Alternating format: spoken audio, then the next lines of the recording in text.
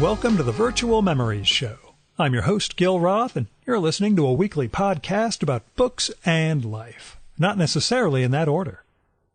You can subscribe to the Virtual Memories Show on iTunes, or use our RSS feed with your favorite podcatcher. You can find the RSS feed on our websites, vmspod.com or chimeraobscura.com/vm. We're also on Twitter, Instagram, and SoundCloud at VMSPod, on Facebook at facebook.com/virtualmemoriesshow, on Tumblr at virtualmemoriespodcast.tumblr.com, and on YouTube. But the URL for that's really weird, so just go to YouTube and search for Virtual Memories Show. You'll find the last 50 or 60 episodes there. You can support this podcast and get access to exclusive content with a recurring monthly donation via Patreon. Just visit patreon.com/VMSpod and set up your level of support. Every week you'll get new material from our patron-only blog, and you'll also get to listen to my quarterly bonus podcast, Fear of a Square Planet, which features extra material from our guests and is only available to supporters of the show. So visit patreon.com/VMSpod or paypal.me/VMSpod and help me continue to produce smart conversation about books, art, comics, and culture every week at the Virtual Memories Show. I'm back from LA and San Diego, and I am off to Seattle and points beyond. I was in LA last weekend prior to a trade show in San Diego, and I managed to get in 4 podcasts during the LA portion of the trip. And I managed to win a new member company for my trade association during the San Diego part. So between that and getting to try out siphon brewed coffee for the first time, it was a pretty good trip. On the downside, I barely got any sleep for 6 days. I don't sleep great in hotels. I took a red eye out there, took a red eye back. When I got home Friday morning, I napped 3 separate times that day, and then I slept on and off all weekend. It's getting kind of rough, is all I could say. 46 years old, all falling apart. Now, this week includes one of those 8 hours of transit FDA trips that I bore you guys with, and that's followed by a red eye the next morning out to Seattle for a pal's wedding. But I have a couple of podcasts lined up for while I'm out there, so it'll all be worth it, right? Now, our guest this week is for the first of my LA shows. Actually, he's the last person I recorded with during that trip, but I figured he has a new book out, so he should go first. He's Graham Chaffee, a tattoo artist and cartoonist. I enjoyed his work when he was first publishing in the early 90s, but he went silent for a bunch of years, resurfacing in 2013 or thereabouts. This wonderful book from Fantagraphics called Good Dog. It's about a kind of neurotic dog trying to fit in with a pack, and it's just a joy to read if you're a dog person like I am. There's even a greyhound in the comic. Now, this spring at the Toronto Comic Arts Festival, I was walking by the Fantagraphics table when I noticed this really tattooed guy sitting down to sign. And there was a stack of books by Graham Chaffee beside him, and I put 2 and 2 together and concluded Graham had a new book out. So I bought it, I had him sign and draw in it, and I noticed in the book that his bio said he works in L.A. So I pitched him on the show, and here we are. Now, that new book from Fantagraphics is called To Have and To Hold. It's a 200-page noir crime thriller taking place in the early 60s. I really enjoy the hell out of it. Graham's artwork is this really stark black and white, but his storytelling is kind of full of all sorts of grays. The plot, for what it's worth, is about a wife cheating on her husband and his attempt at revenge. But as Graham's going to tell you during the episode, plot is just a vehicle, and that's one of the big lessons he's taken from being a storyteller all these years. The story of To Have and To Hold is something deeper. And I really enjoyed watching Graham plumb the depths of the nameless city that he places his characters in. It's a really tense, thrilling read. So hit up Fantagraphics.com or visit your favorite book or comic store and get To Have and To Hold by Graham Chaffee. Now, I will admit I had no idea what to expect going into this episode.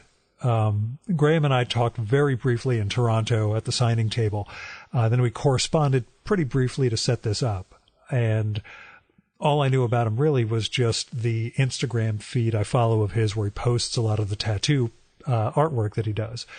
So he turned out to be really thoughtful as an artist and storyteller, and I am so glad we got to talk about his life and his art for a while. Now, as caveats go, when I mentioned that Graham was heavily inked, and he's got pots and pans tattooed across his knuckles, the letters, I mean, unless that's mirror writing for snap and stop, but I think it's pots and pans.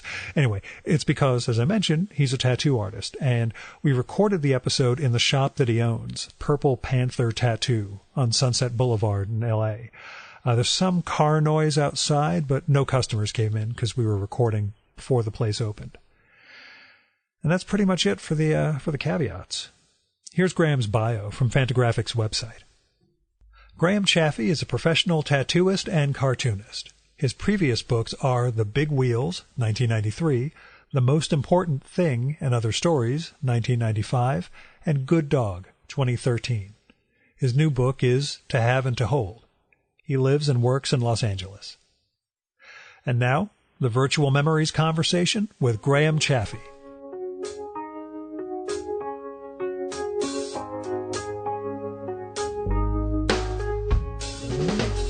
So you may as well start with L.A. All right. What's your history with Los Angeles? Where are you from? Well, I was born here. Yeah.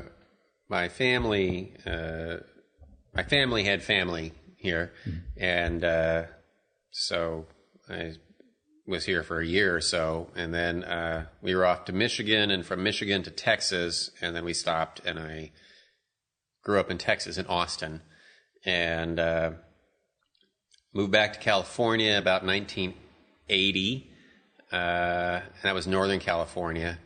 And I finished high school and did a little college up there, and then I came down here for more college, for art school, and then back up to Northern California to be an illustrator. And then when I started tattooing, I come back down here, and I've been here since. That was about 94. So my grandma had a house in Pasadena, and my family's been here since 1930 or something, and so it's always been a place that I've visited and come to and knew a bunch of people in. I got aunts and uncles around in L.A., and it just it's just one of my places was Los Angeles. So. Was L.A. the magnet for the tattooing, or did tattooing dictate the L.A.? No, total accident. It was a relationship issue that brought me back down to Los Angeles, and I could have started tattooing in San Francisco, but I was slated to come down here anyway. Okay. And so I started tattooing down here. So what's the city mean to you, or how has it changed really over the time you've been back? I spend a lot of my time in the past and the 20th century. And that Los Angeles is the quintessential 20th century city. It was really came to life in the 20th century, and so much of 20th century culture is embodied in the Tinseltown mythology of Los Angeles. And I am aware that it's constantly growing and changing, and I regret the change the way anyone who spends a lot of time in the past regrets the change, even if the change is for the better. And I'm not sure that it is, but if it is, it doesn't matter, because I miss the old stuff. I miss the Los Angeles of my childhood, and the Los Angeles that everyone hated, from the 30s, 40s, 50s, 60s. And this is a self-indulgent thing, I mean, Los Angeles was not a great place to live for anyone ever, unless you're a white guy, I guess, but the mythology of it, the sort of Hollywoodness of it and the Raymond Chandler noirness of it,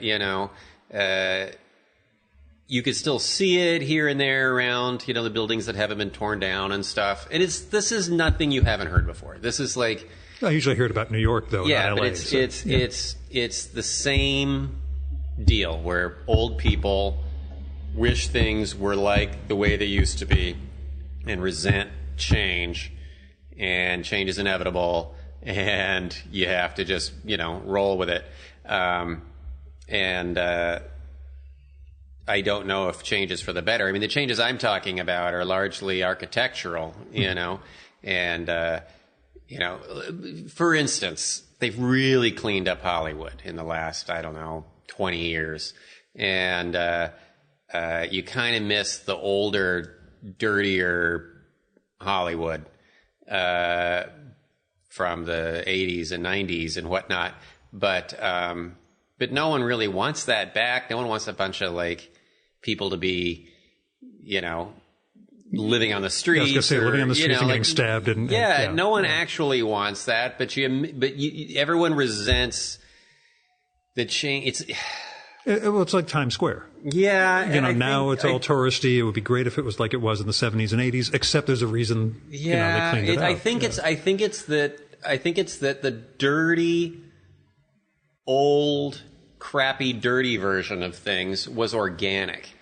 And the newer, cleaner version is manufactured. Mm-hmm. And it doesn't actually mean there's less crime. It doesn't mean life is better for the population in general. It just means that corporations have masked over and put a mall, over some actual part of the town and turned it into a kind of a big shopping mall and moved all the crime away from the edges of that mall, and now it's somewhere else. And so there's a resentment, I think, against that kind of phony, artificial imposition of a consumerist mecca, on top of what had been an organic neighborhood.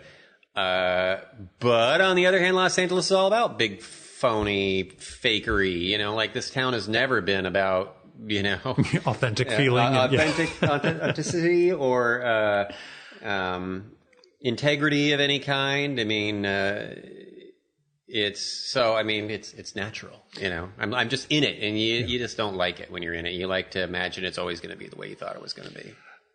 Don't take it in a bad way, but is a tattoo parlor or tattoo studio, how do you call it? Sure, parlor, inherently, I guess. Yeah. Shop, tattoo shop. Good. Inherently seedy? Just in a way that, gives it a grain of you can't, sanitary, but not sanitized. That's also part of the mythology. I mean, that's like industrial mythology, mm-hmm. that it's a bunch of carnival guys, or more recently a bunch of bikers, and then more recently than that, a bunch of guys that skateboard to work, and that's all true stuff, right? I mean, but there's also been nicer stuff. It hasn't all, it's never been across the board just some dangerous place to be. And tattooists have always been about making money, and you make less money if people are afraid to come into your place. Oh, sure. I just mean not corporate, in terms of... I mean, with very few exceptions, I think it's not a corporate industry at all. It's a very independent mom and pop type industry. There are individuals that own 2 or 3 tattoo shops or have monetized it in that way, but generally speaking, it's still an individual entrepreneur opens his little business. It's a little mom and pop shop. It's just the nature of the inside decor and the kind of people that are starting up the business are different. There's more women in the industry now than there used to be, which is a fantastic thing. There's more people that have been to art school, which is just what it is, And the internet's changed everything. How so? Well, like if you look around, the walls of a tattoo shop is all covered in this flash art, which is traditional. It's like the traditional wallpaper of a tattoo shop. No customer comes in here and picks something off the wall ever anymore. That's just not done. The idea that you would come into a tattoo shop and get your tattoo based on the images they have on hand is from 20 years ago. That's when it died, everyone just comes in with something on their phone that they found on the internet, and they're like, I want this, and you reproduce it. The stuff on the walls is just decorative at this point. It doesn't serve any function. And it also has changed the way people shop for a tattoo. To some degree, it's less about street traffic and less about location and more about an individual artist in the shop that you want to see. You're like, I want a certain kind of tattoo. I saw something I liked online. I want something just about like that. Who does that in my area? And they hunt around on the internet and they find that artist and they come looking for that artist. And that means that cooks got to be chefs. Interesting. And it used to be that a tattoo shop was a diner, and there might be an occasional fancy restaurant with some award-winning chef in it, but he was a specialty guy and he was a niche market. But by and large, most tattooists were just short-order cooks. But because of the internet, because of the competition fostered by seeing all these great artists from all over the world publish their best work constantly, there's an increased trend towards specialization, towards a certain style or a certain look, and less of an all-around, I just reproduce whatever style. Less all-around guys, more specialists who are better at their specialty, because they have to be able to compete with these other guys. More rock stars, fewer just plain studio musicians. And you think it's largely internet-driven? Oh, absolutely. Absolutely. Once people can see somebody else's amazing shit, they decide, holy crap, I got it. It's a giant window shopping advertising extravaganza, and you're competing with every shop in the world. You're competing with guys in Italy. Someone will come into here, and they'll have some amazing portrait that some guy in Russia did, and they're like, I want this. It's not just the local pool of talent. It's a global pool of talent that you're competing with, and so you have to be as good as all those guys. And it's Is it tough managing? I mean, you're the owner of this studio. Is it no. In terms of managing talent and the basic expectations? No, it's not. It's everyone that works in the industry has to contend with that. Everyone knows they got to step up their game.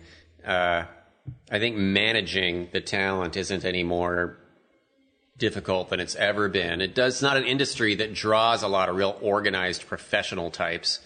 It's an industry like the music industry that draws a lot of people that may not have gotten a higher education and may not feel that they fit into straight society, and people that tend to be more underrepresented politically.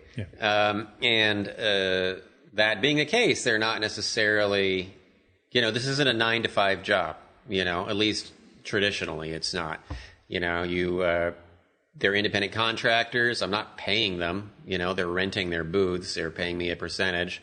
So I don't feel like I have the authority to tell them what to do a lot of times, We have some basic policies, and we have certain ways of doing things that make it consistent for customers when they come in, so they're not getting 5 different stories when they ask a question.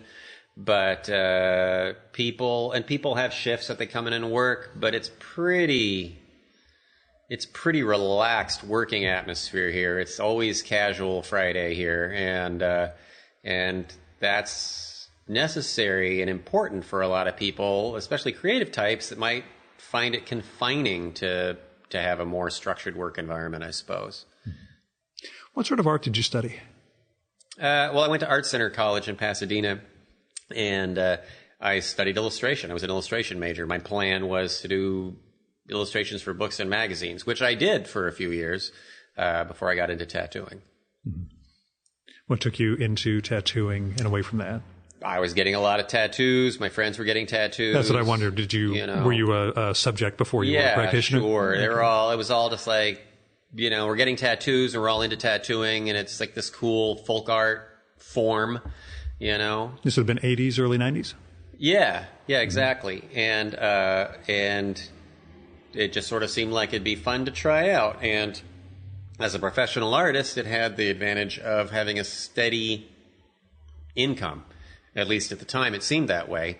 You stay in one place. You don't got to hustle your portfolio everywhere. They just come to you, based on however popular the shop is. And that's always nice, if you're tired of constantly trying to hustle up new work, if you can just fish rather than hunt, that's great. You can just sit at the side of the pond with your lure in the water and the fish bite. However, the internet's changed that too. Now you got to be a hunter. Now you got to get out there and post stuff and have specials and compete with a whole ton of other shops that are also on the internet. So now fishers have to be hunters as well as cooks having to be chefs. It's a whole food These related. metaphors keep mixing up. It's a hunter gatherer, fisher, cookery, chefery metaphor. Well, I always appreciate following your Instagram feed and seeing some of the examples and work. Although you had an insane one last week. You'd posted a woman who had Lisa Simpson's Dark Night of the Soul covering her entire back, and was one of the most intricate, ornate, gigantic things I'd ever seen somebody commit to. Do you ever have the, no, I'm not doing that reaction when somebody comes in and asks for a certain... If it's something that I don't feel I could handle technically, I would be very unlikely to say, no, we don't want to do that, go somewhere else, because whoever wants to turn away money, that's a lot of money. I am more likely to try to bend whatever they want into my métier than to refuse work. Mm-hmm. The goal here is to make money, and in creative problem solving is what illustration's all about. So she came to me just wanting it to be a Simpsons back piece about death, and we kind of came up with that together. But if someone were to come to me and say, I don't know, any big complicated thing that I didn't feel comfortable doing, I would first do my best to find a way to turn it into something that I felt I could handle stylistically, rather than send them somewhere else. And if I had to send them somewhere else, I would go through my closest associates first, try to keep it in the shop at least. And if I couldn't keep it in the shop, then my best friends outside the shop, I suppose. But that hasn't happened. We generally will just take on whatever. Most people don't have a super specific idea of what they want. In terms of a large back piece, it'll be a verbal idea, which then gives you wiggle room to fit it into what you do. And often, if they're coming to you for a back piece, they already know what you do. They've done their research, they know your style, and they're coming to you because they want what you do. They're not just random assholes just walking in with nothing. I mean, I suppose that could happen, but it's rarer than you'd think. And objectionable content at all? Or do you just figure this is what they want? I'm not going to put it up on the internet necessarily, but, I won't do hate stuff. Mm-hmm. It's not, you want to be a hater, but you don't got to drag me into it. I've never had any Nazis come in here and want a big Nazi back piece, so it's not really been an issue. You don't want your shop turning into a Nazi clubhouse. If you say yes to that guy, then his friends are going to come in and get it too. And you're not, that's a bad idea. But I wouldn't do it, but it hasn't been an issue. No one's coming to West Hollywood for white power. True. Crap. That's a self-selecting demo. Tell me about your history with comics. Not making, but where you first started out with comics. What do you mean, like reading comics? Yeah. Like I was a child reading comics. Yeah. Do you remember what you were into? Yeah.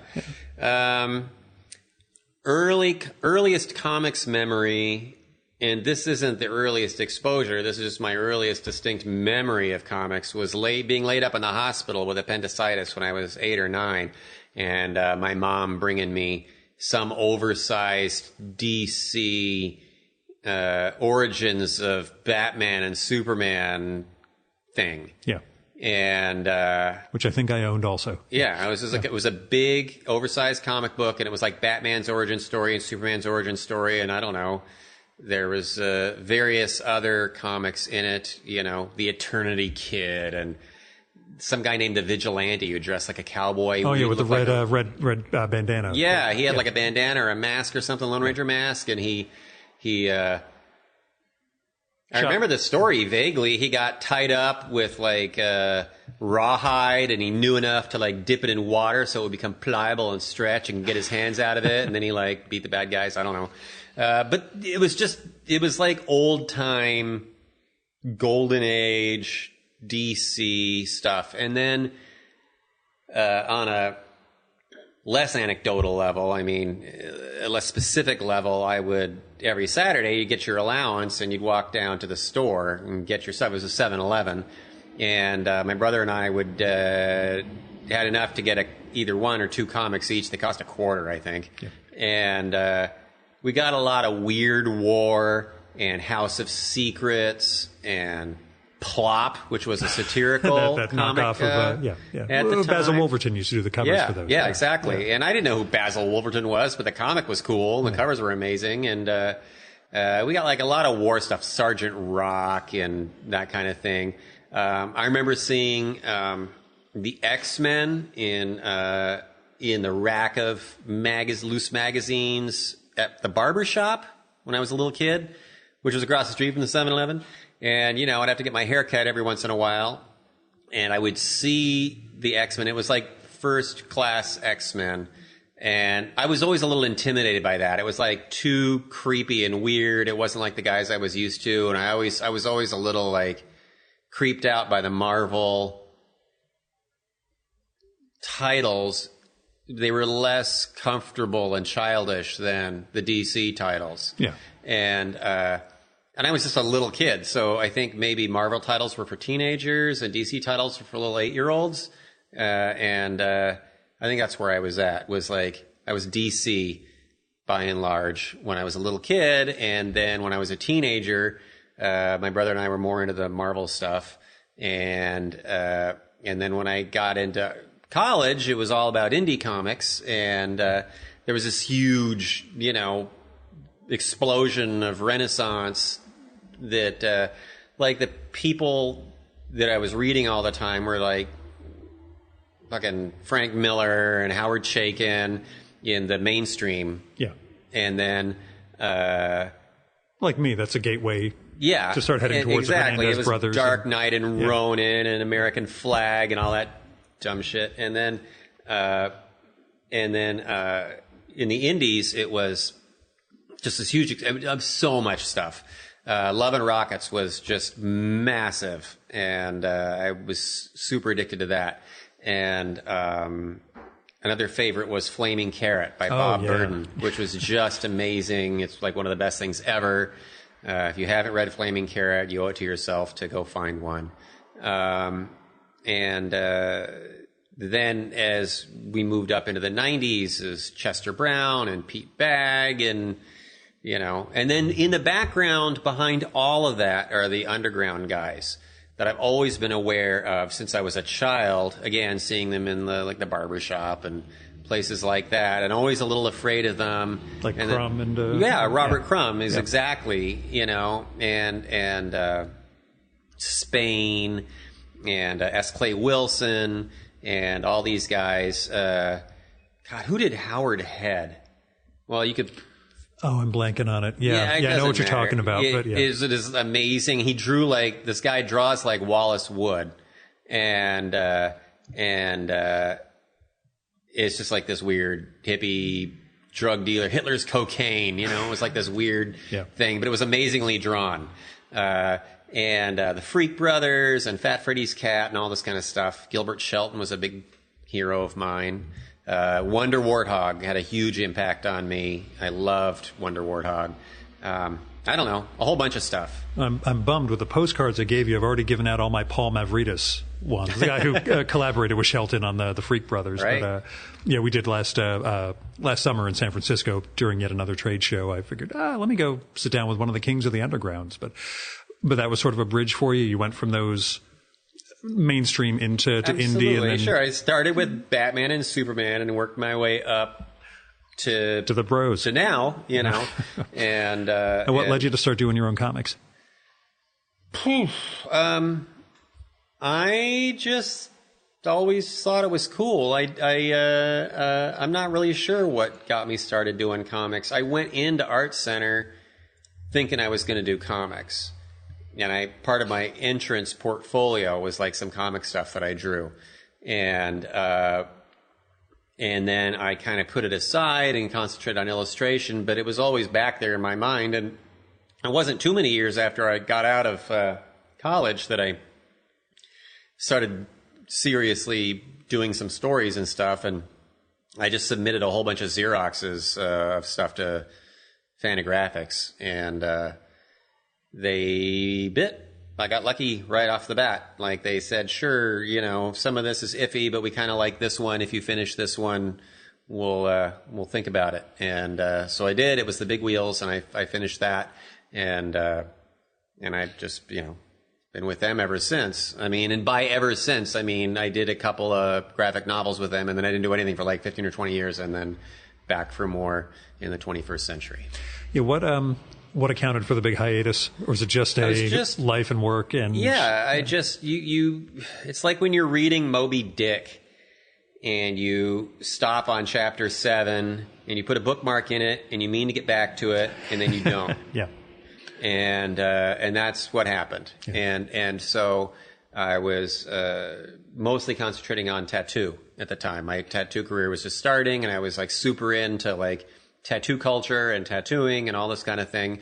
And that was the major sort of diversion from comics. And then I got back to it in the like 2007, I'm going to say, is when I started getting back into the idea of doing comics again. And I been working on it since. Because there's from that indie boom in the 80s into the 90s, there are certain cartoonists who were, I wonder why they're not still making stuff. Like Mike Dugan is always somebody I'd bring up, whose work I adored and just kind of vanished. And I was glad to see when you came back with Good Dog and now the new book that, there's no big reason to stay out of it. You just, had a life and a job that kind of occupied things. Yeah, I just got out of it. And that's, Sammy Harcum, published a little, I think it was Crickets number 3 or Crickets number 4 or something like that. He had a little "Where Are They Now?" Crime Stoppers textbook kind of a thing in the bottom panel of like the contents like an extra page. Along it. Yeah. And I was one of those guys, and I had actually I was ready to publish Good Dog. I was like most of the way done with it, or ready to, and that came along, and I'm like, oh, well, lucky that came out now, because I'll be able to answer that, and I wasn't, I was sure at the time, and I'm sure now, that I don't really have much of an audience. I think I'm not a big bestseller type guy, and I'm always surprised that anyone has ever read any of my books. That isn't like my mom or something. Of course, yeah. What was that experience like? Because I talked to, again, guys like Chester, Seth, people like that, about the moment when they started getting letters from people they did not know about their work, and how, oh my God, I actually have an audience. I know you said it freaks you out, but did you have moments of the, holy shit, people are actually reading The Big Wheels, most important thing? I've had 2 or 3 such moments where, like, there was a comic store in Pasadena. I don't know if it's still there because I haven't been to Pasadena a little bit, but I think it's called Comics Experience, and it's near Pasadena City College. And I was just buying comic books there years and years ago. And, like in 1996 or something. And I bought something with a credit card, and the guy's like, "You're the Graham Chaffee?" And I'm like, "What do you mean, the Graham Chaffee?" Like, no one who's read that, But apparently that one clerk had actually read my book. And I was like, briefly gratified, and also gratified to get a creator's discount. From then on, I got like 10% off at that place, so that was rad. And I've gotten like 2 fan emails, and there's people that follow me on Instagram, and like 10 people. Yeah. I mean, I've got half a dozen or a dozen fans out there for whom I'm more than happy to share letters and correspondence with, but I don't really have a following. I'm pretty sure I don't have a following. I think I've got 2 or 3 individual people that like it. And so it's as much for them as for anyone else, because, As long as it doesn't reach stalker level, you're good. I figure I you're don't in that think I'm in any zone, danger of that. Nice. Now, are there ways that either the tattooing or the comics feed the other? In terms of fan, or, in terms of people coming to you with, "Hey, I read your comic and I would love to do a tattoo of X," or tattoo fans who discover that you're a cartoonist? I think both a little bit. My Instagram is both, and so my social media is both, and so there's a little crossover, I think. I mean, I think I have fans of the comic that want the occasional tattoo, or more appropriately or more realistically, people in the comics industry that I meet that, they want a tattoo, and they're like, "Who's a comics?" I'm a comics guy, so they know me, and I've gotten a few of that, but it's not a huge. Yeah, no, there's a feeder thing. One way or the other. There's a little overlap, I suppose, and that's cool. It's all such small potatoes. I'm like the smallest fish in a giant pond, and so I'm grateful for any interest that anyone has in my stuff, whether it's tattooing or comics, but I don't have any expectations it's going to lead to fame my giant or empire. Fortune. Yeah. Did you think you had a 200-page book in you? You may as well seg into the new, to have and to hold your new book. I didn't have any particular. I knew I had a 100-page book in me because the last one, The Good Dog, was a 100-page book, and it wasn't even a 100-page book when I first did it. It was a 60-page book, and Gary Groth told me graphic novels are bigger now. You got to add, 30 more pages. And so I did. I went back and put in, 30 more pages to make it an appropriate length for a graphic novel, which was great, to have permission to do that. It made the story deeper, and the 30 pages were all character development, because the whole plot and all the action had already been done. This was all just deepening characters. And so I knew I had to do at least 100 pages for my next book, and I wasn't sure how long it would be, but I figured it would probably be longer than Good Dog. And so in my mind, I think it was about 150 pages, but I kind of left it open. I was just like, it'll just be as long as it is. And, it's like watching a golf ball reach its trajectory, because I golf so much. It was like watching a golf ball reach its trajectory and start to come down, and you kind of get an idea about where it's going to land. And so as the book progressed, I kind of got an idea about where my page count was going to be, but I didn't know for sure until right near the end if it was going to be. I figured it's somewhere in the vicinity of 200. I knew it was going to be more than 150 when I got past 150. Mm-hmm. So an organic process. Yeah, it was a very organic process. What was the origins for the book? It's this noir thriller crime novel. I just wanted to do a noir. Yeah. I had done a talking animals story, and that was fine. And I thought, well, I've always wanted to tackle noir. I love noir. I think it's awesome, and I wanted to do one. Who doesn't want to do a guy in a trench coat with a hat and a gun? You know, my favorite movie is still Miller's Crossing. Exactly. You know, like you just who doesn't want to play with that? Yeah. Right. And so I wanted to play with that, and I thought, well, I can do whatever I want. So I decided I would make one, and then I didn't want. It took me a long time to do Good Dog. It took me like 5 years to do Good Dog. It was a very slow process. And then it was like a year to get it out there. Wait, no, it was 4 years and a year. Like as a publishing, like between the time you deliver the art and the time it hits the stands, there's a year. Yeah. And so it was a 5-year process from 2007 to 2013. Is that 5?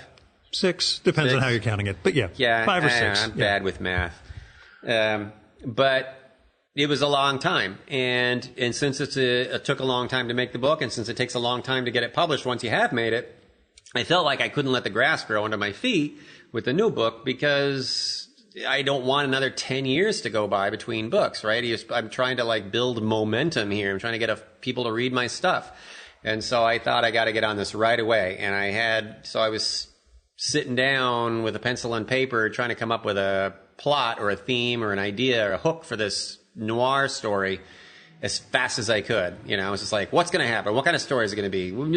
You know, and I just started on it right away. And with Good Dog, I had written the whole script.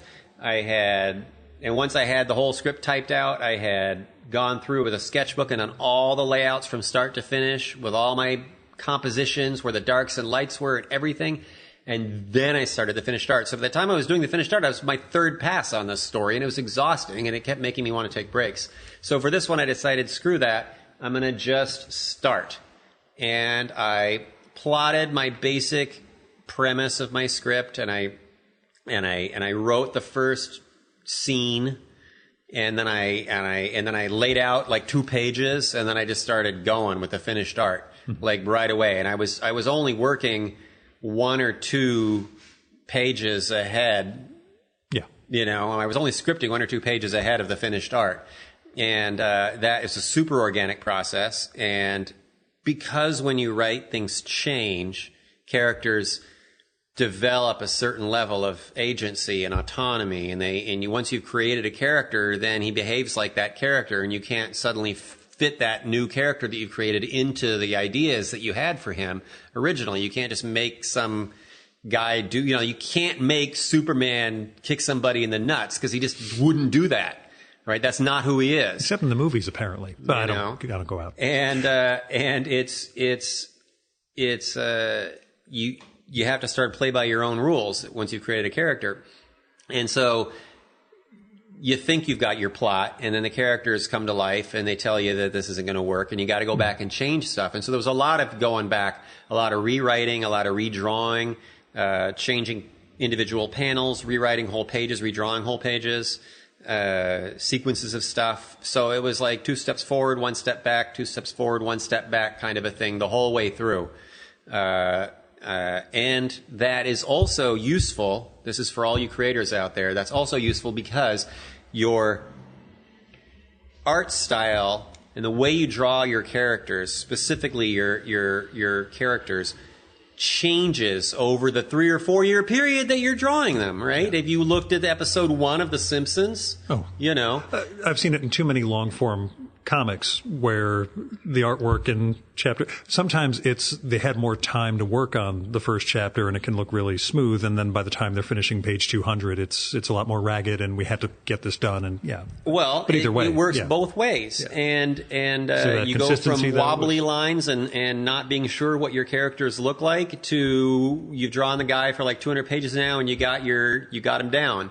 And so when you're going back and inserting scenes, character building scenes and stuff, and little important scenes back into the early chapters that you now realize you need to put in there, that means you're doing late stage art and putting it into the early stage of the book, which then mixes the salt and pepper, if you know what I mean, so that you're getting that you're getting the finished feel all the way through the book. And it's less of a, it's like that little evolution of man timeline where it's like a monkey walking and then he gradually becomes more upright and then he's got a suit or whatever at the end. It's like, so instead of that, you're putting some suits and whatnot back at the beginning, and it just makes the whole thing feel more consistent. It's a useful trick, is to go back and do that kind of thing. Without the temptation to redraw everything at the beginning because, I'm much better now than I was. I would go back and find the most egregious individual faces, you know. I did it with Good Dog, and I did it with To Have and to Hold, where I'd bust out the whiteout or cut out a whole new panel and change stuff just when it was super funky looking and just seemed wrong. Easier to draw dogs or people? Dogs, because they're simpler. There's, and there's a story that Dave Stevens took 6 months trying to draw the back leg of the bulldog in The Rocketeer in one panel. Dave Stevens is a much higher threshold of perfection than me. No, dogs, they only do a few things. There's only half a dozen gestures that a dog can realistically make. And he's like running, or he's sitting, or he's scratching, or he's licking his butt, or whatever, but he's not, opening a bag of groceries. He's not driving a car. He's not flying a plane. He doesn't have to point a gun. He doesn't have to read a book. Dogs have a pretty limited range of motion. And so once you've drawn a few, you got it down. And a talking animal book, for whatever reason, also feels less restrictive in terms of realism. You can draw, like in Good Dog, I was okay with making my character's eyes just 2 dots, in the middle of his face, whereas a reasonably realistic non-Harold Gray, like To Have and to Hold, you can't just put 2 dots for eyes. I got to put eyelids and angry brows and whatever. The level of realism was a little higher in To Have and to Hold, which meant the gestures. And people people aren't dogs. My readers aren't dogs. They're not going to observe every little nuance of a dog's gesture. But if you're doing a person, he's like smoking a cigarette and he's gesturing with his hands while he's smoking. Maybe he's pointing at you with a cigarette between his fingers, or maybe he's just waving his hand airily around him while he pontificates and the smoke's swirling around. There's all these little tiny gestures that people do, little nuanced things with their fingers and hands, and the way they twirl their feet when they're sitting down or whatever, that they hang their arm out the window while they're driving a car, stuff like that if you get it wrong, people know. And it looks stiff and weird. And one of the most important things for me has always been to try and achieve a naturalistic gesture. You talk about the bulldog's leg. I spent, an hour or two trying to draw this one completely unimportant panel into Having to Hold, where someone comes up to a door that's locked and they're not expecting it to be locked. It's just supposed to push open. It's a glass door. Mm-hmm. And they push on it and it's like bump. And how to draw that without writing bump or push or whatever. 3 little lines coming off the door. And I was practicing the gesture and trying to take pictures of myself, what does it look like when you come up against something that you expect to open and it doesn't, what's your face do, what does your hand do? And that dumb little gesture took me forever to draw. And there's a number of things like that. And I usually just draw out of my head because it's faster. But there's certain things where I needed photo reference. I was going to ask, how much do you use? For gestures, for like action, almost none. Every once in a while, it'll be like if someone's leaning back in a chair with their feet crossed on a desk, what's that look like from this angle? Or if they're scrabbling around on all fours looking for something under a table, where does this leg go, kind of a thing. But by and large, nothing for my people running around. I used photo reference for some faces, and I used a lot of photo reference for buildings and cars and stuff like that because I wanted things to seem realistic. There's a big difference I have examples of this that I could show you, but I drew a police station out of my head.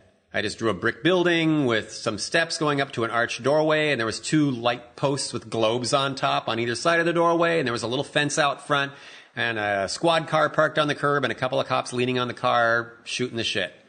And there's, it's a 2-story building and whatnot. And I drew that, and it was okay, I guess, but it was kind of a clunker.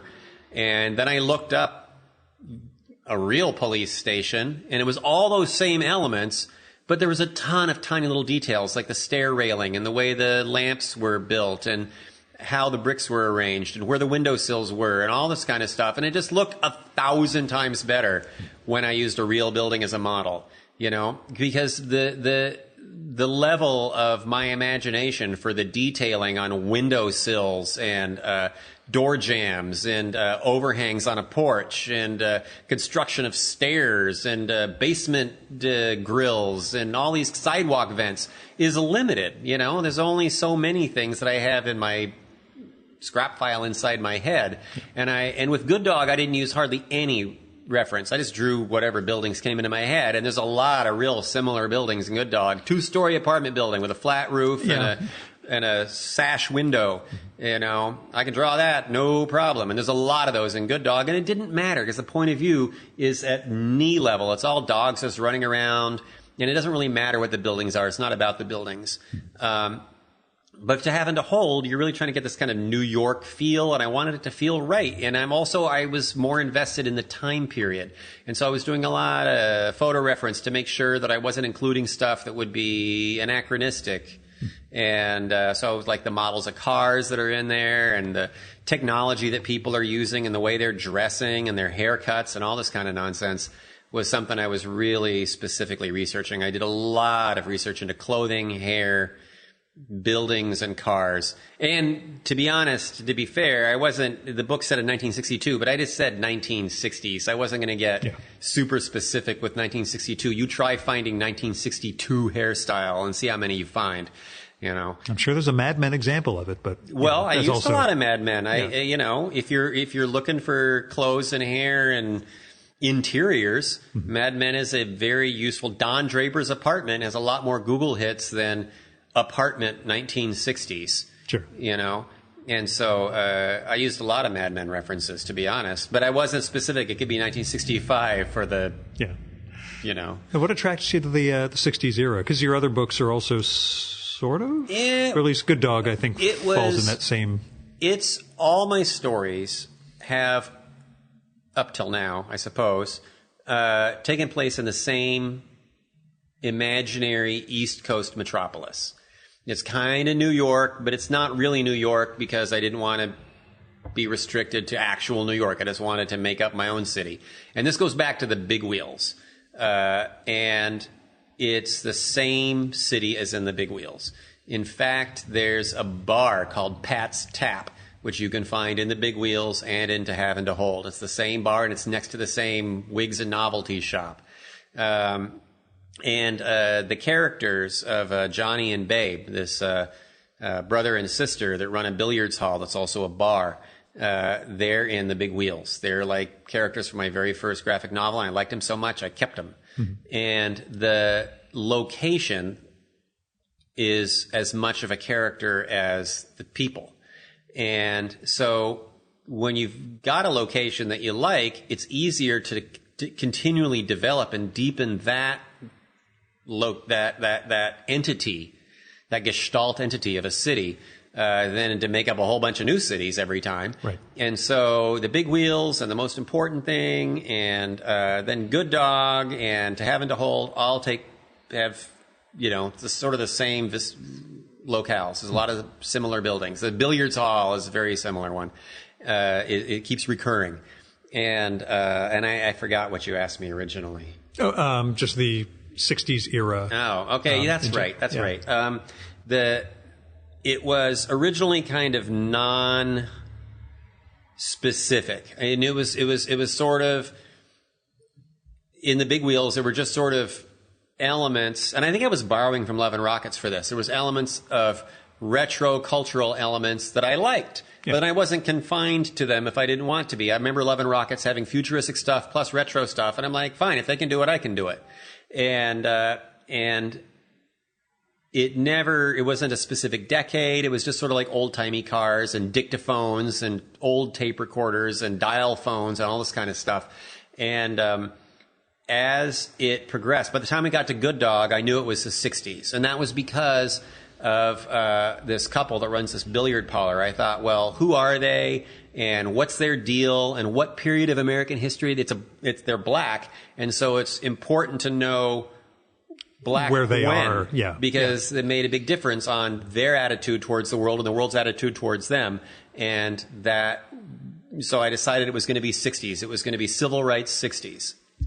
And then with To Have and to Hold, it got narrowed down to 1962 specifically because I needed a news broadcast to have playing on the radio in the opening scene of the book. Mm-hmm. And I wanted to find an actual news broadcast. And I was looking up old audio files online, and the only one I could find that kind of served the purpose was one from October of 1962. There was some local news, there was some national news, there was some international news, and I'm like, this is great. It's got everything I need. October 1962, that's when this story takes place. And then that was the Cuban Missile Crisis. It mentions it in the news broadcast, and I thought, this is great. Now I got this like paranoid Cuban Missile Crisis, danger of nuclear war to kind of run in the background behind my noir story, and that'll make everything a little edgier. And so now, retroactively, all of my stuff takes place in 1962. So there you go. It was just an accident, honestly. But it was sort of an accident. I mean, the specific date was an accident, but it was kind of a slow build-up into the 60s. Yeah. What do you learn about storytelling over the course of 4 books and now the back-to-back Good Dog and To Have and to Hold? What have you gotten better at in terms of storytelling? Well, what I've learned about storytelling is that you don't know what the story is about until you're halfway through it. You might have your plot, but who gives a fuck about plot? Plot is merely the vehicle. Plot's just the car that gets you from point A to point B. It's just things that happen so that you have a beginning, a middle, and an end. But that's not what a story is ever about. If your story is just plot, so what? Yeah. A series of events happens. So what every story is about is some kind of observation about the human condition, or an exploration of human relationships, or an exploration of a certain kind of an individual's character, or something like that. You know, it's about Good Dog was about, this guy trying to find out where he belonged in the world, and To Have and to Hold is about this dysfunctional marriage and the ways and people interact, and like what happens when things in a relationship go bad. And then you can put it in this extreme noir situation and explore how that relationship functions under extreme stress, and like, so where does that go? Kind of a thing. But you start with the seed before you start with the noir. Well, when I start with it, okay. Here's another great metaphor. If you plan a road trip and you say, I'm going to see the Grand Canyon and Niagara Falls and Mount Rushmore and New York City and all these places, and you got it planned out on your map, that's your plot. And you're going to drive through all these cities. But then what the trip is actually about are all these little moments that you didn't plan and that you wind up taking pictures of and sharing. It's an organic thing that happens while you're doing it. It's not the map. It's not the route you've planned. It's the life that happens during the process. And so that's where all the 2 steps forward, 1 step back comes. Because I'm 2 steps forward, I'm doing my plot. The cop's got to interview this person and then go to the next scene. But then the interaction that happens, and then what would that mean to these other characters? And then now I got to go back and I've got this character that interests me, and I got to go back and put him back earlier in the book so that he can be a little deeper when the cops finally talk to him, and that kind of thing. And it's about the people, and it's about, that's the main thing I've learned, is that you don't know ahead of time what it is until you write it. You don't know what it is until you're halfway through the book. And in the case of To Have and to Hold, that means drawing. I wasn't writing the script ahead of time. I was doing the finished art, and so I was doing a lot of going back and reworking. That's the main thing I've learned, is that you're not in control of the story. It finds you, and then you got to do what it says. Have you ever thought of collaborating with a writer? I have collaborated with a writer. Yeah. I've collaborated with my partner Susan, and that is to say I've adapted something that she wrote. Oh, okay. I mean somebody writing for comic, but yeah. Is that still, what was that process like for you? It was great because I didn't have to do any writing. Adaptation of other people's work is so much easier than writing your own stuff. Like all the heavy lifting's been done. Drawings, nothing. And the biggest challenge was adapting the work, taking prose and adapting it to a graphic format. Yeah. And I would be super happy to collaborate with anyone out there that wants to collaborate with me, either writing or drawing. I'm happy to do it. I'll find a way to squeeze it in. But working from a comic script as opposed to adapting, is that something you'd ever considered? I would be happy to. It's not like I got a line of people asking me to. Yeah, I just wonder in terms of the way you create, if it's something you would feel either limited or that would be good if I could somebody else could do that. I'd be super comfortable working with a script, either in direct collaboration, like I'm sitting down with a writer and they've got the script and we talk about how to bring it to life visually, or if it's something that's like a set in stone thing and I'm just doing it, I'm happy to do that too. I think the challenge is going to be different in every situation, and I'm excited about that in any way that would happen. And I'd also be interested in having someone else draw something that I wrote, I suppose. But again, this isn't the kind of thing that has happened to me. No one's beating down my door with script ideas. No, but you'll see after this podcast, they'll come around. Well, yeah, sure. I'm out there. I'm ready. Yeah. You happy with having to hold? I have to be, based on what people that I trust have told me, that it's okay. Good. I have reading it on my own, I'm too close to it. I can only see flaws. I have no idea if it's any good, but other people that have read it say it's all right. And so I take their word for it that it's all right. And now I feel like the next one has to be as good or better, right? Which you may as well talk about. Sure. The next one. What are you working on? I've seen panels, but... It's another noir. I'm getting out of my imaginary city and moving to Los Angeles. And moving ahead in time too. It takes place in Hollywood in the 70s, so I haven't moved very far in time, 10 or 12 years. And I'm putting it in Los Angeles, and it's as realistic as a Los Angeles as any movie that takes place in Los Angeles would be.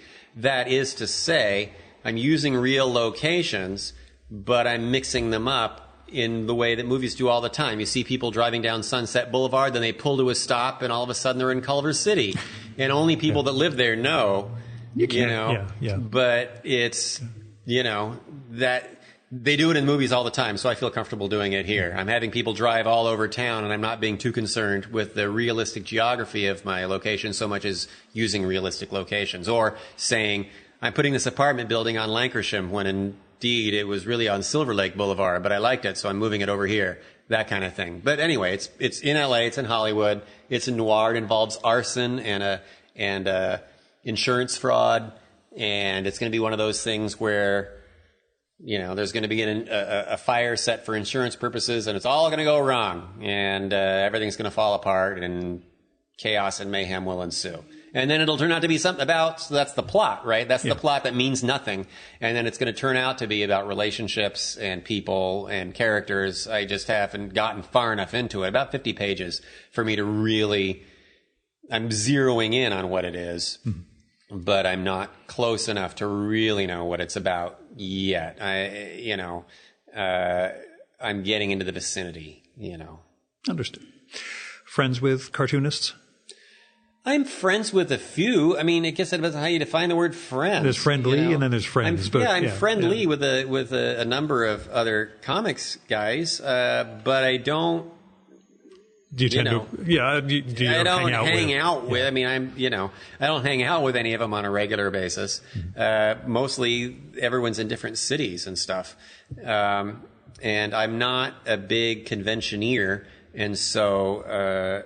I'll see these guys, once or twice a year or something at a convention, or we send each other nice notes online, in Twitter and stuff.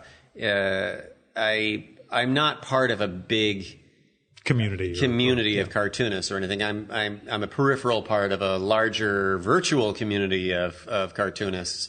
And I'm slow, right? I'm doing these long-form graphic novels. I have something ready to go every few years, which means I'm not at a convention. Yeah, you're not making the rounds. I don't have something to sell every year. So I'm doing stuff this year because of having to hold. And then it'll probably be a few more years before I'm hitting a bunch of conventions. So, unless they want a tattoo or something, I'm not likely to run into a bunch of guys, or gals, because we're in a diverse age. Actually, my favorite cartoonists lately are Anya Davidson and Eleanor Davis. I'm super she's into their amazing. work. And then Emil Ferris, of course, is got this amazing book. And Simon Hanselman and Noah Van Sciver and all these, there's Sammy Harcum. There's so many people that are so good. I can't possibly list them all, but.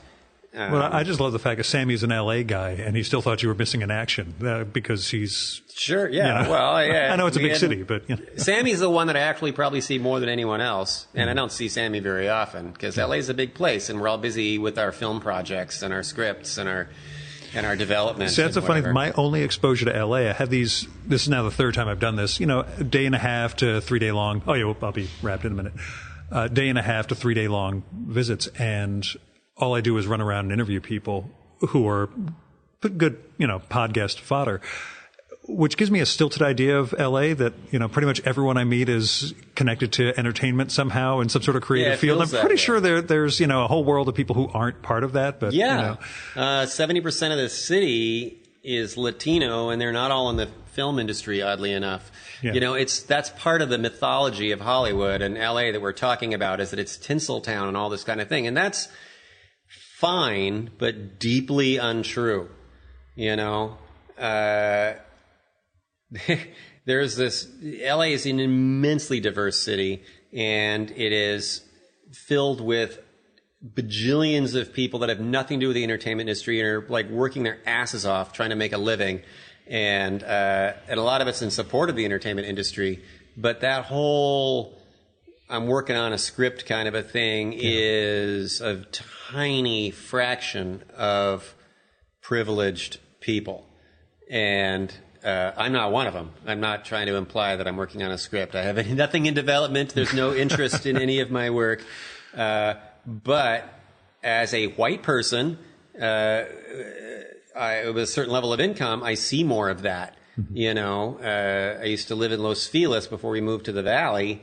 And Los Feliz is filled with coffee shops full of people that are I was getting my coffee across the street from here, and I heard the term reality-based at least 5 different times from different conversations. So, they're all pitching their shows. There's little pockets of that, and they're very popular pockets, because it's all where all the nice stuff is.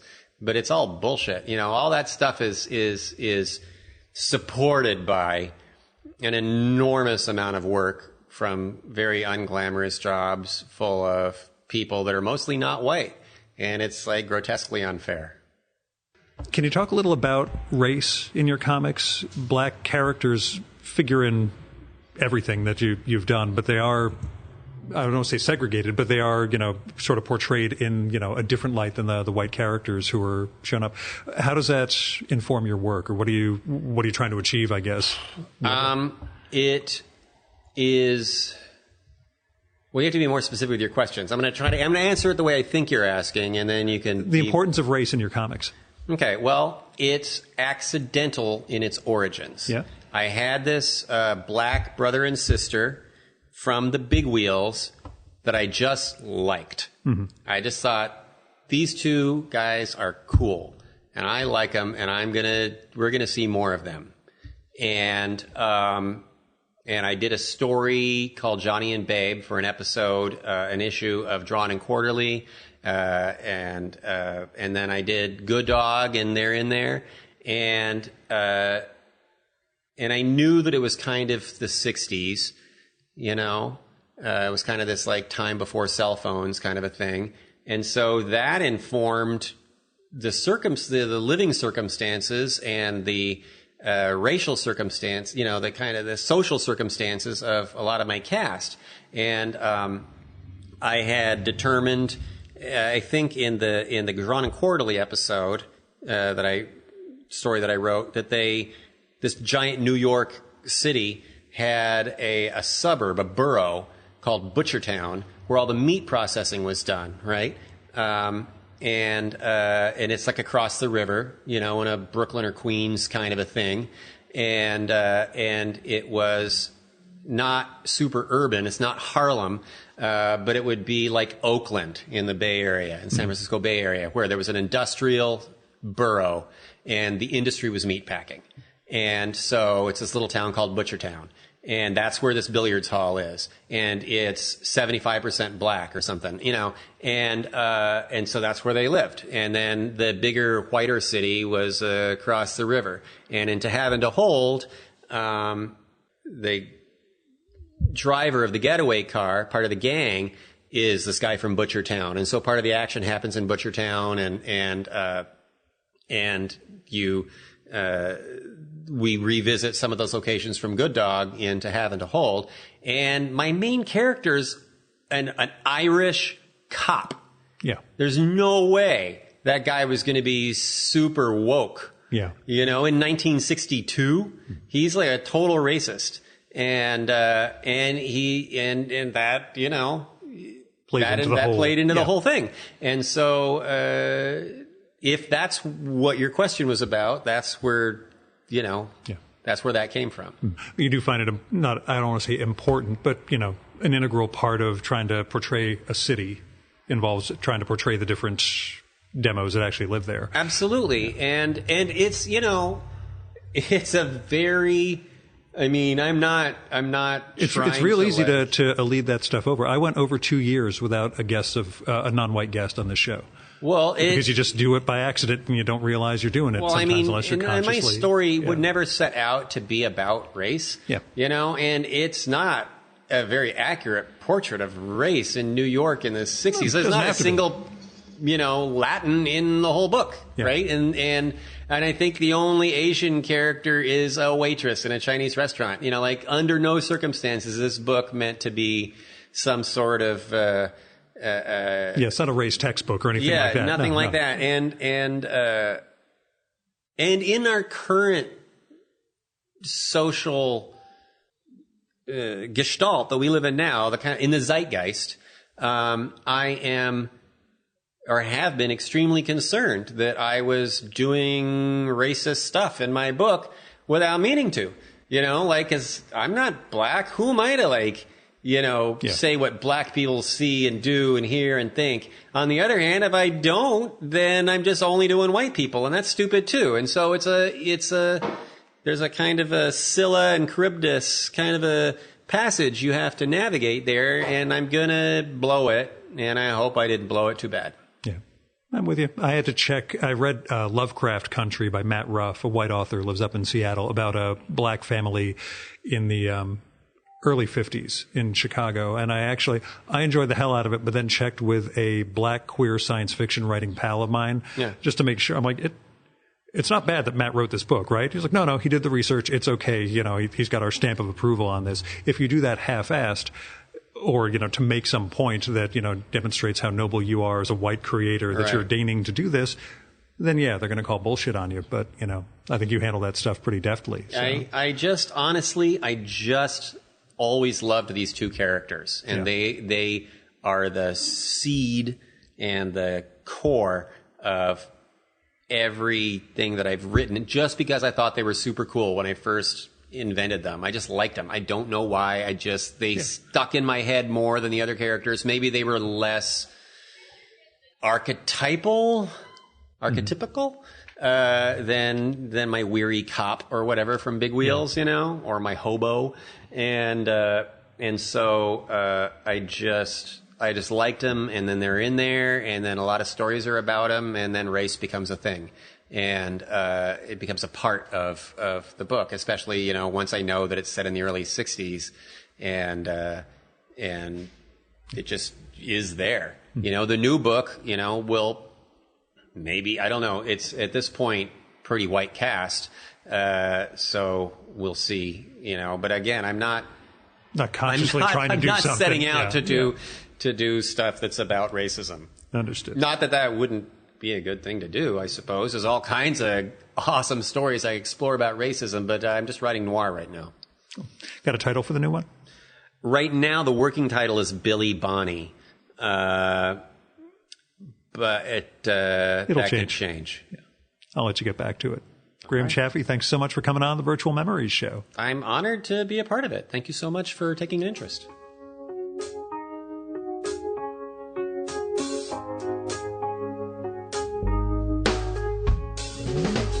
And that was Graham Chaffee.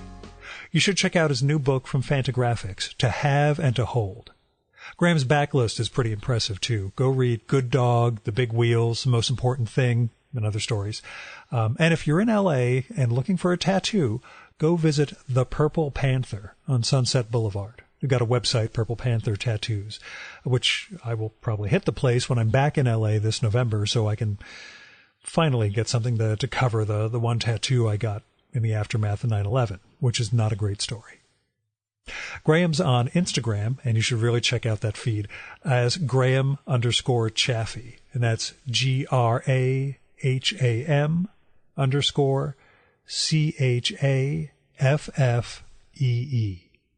You should also follow Purple Panther Tattoo on Instagram. That's all one word.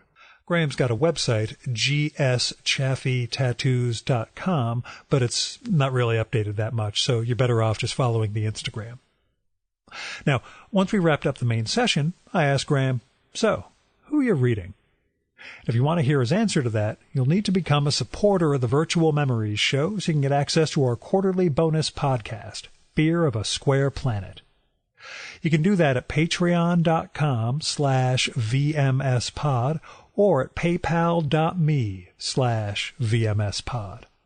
I've got all sorts of goals and goodies in place for supporters of the show, including that podcast, patron-only blog, handwritten show notes for every episode, series of ebooks that I swear to God I'm getting close to launching, and more. So go to patreon.com/VMSpod and support the art of fine conversation.